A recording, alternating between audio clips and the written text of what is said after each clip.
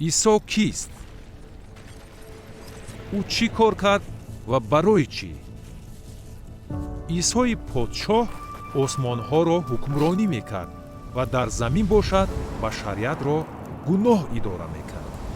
аммо худо одамонро дӯст медорад ва мехоҳад ки онҳо аз ҳукмронии гуноҳ озод шаванд. барои ҳамин масеҳи исо ба замин нозил шуд, то ки башариятро наҷот диҳад ва пайғамбариро иҷро кунад.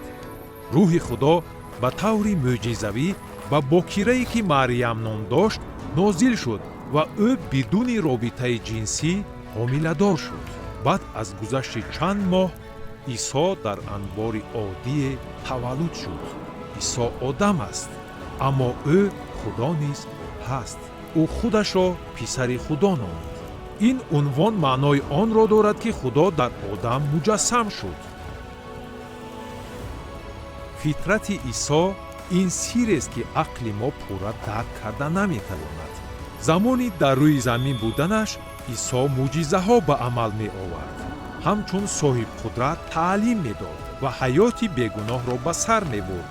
ҳаёти бенуқсонеро ки ягон одами дигар наметавонад ин тавр зиндагонӣ кунад. исо ихтиёран барои мо ҳамчун ҳадия ва қурбонӣ ба худо худро таслим намуд.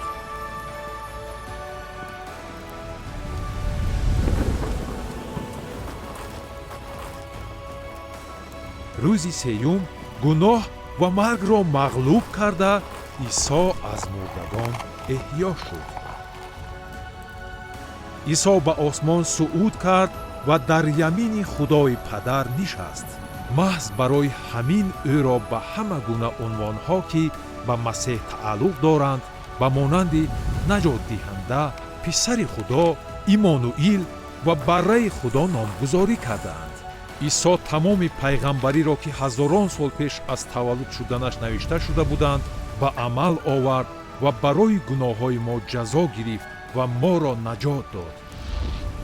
замоне ӯ бармегардад то ки ҳамаи одамонро доварӣ кунад, аммо ҳаёти ӯ, мамот ва эҳьё шуданаш ба мо имконият медиҳад ки аз ҷазо раҳо шавем. библия ба мо тавбакуниро пешниҳод мекунад ва мо бояд исоро ҳамчун наҷотдиҳанда қабул кунем, то ки муносибатро бо худои меҳрубон барқарор кунем. оё шумо ин пешниҳодро қабул мекардед?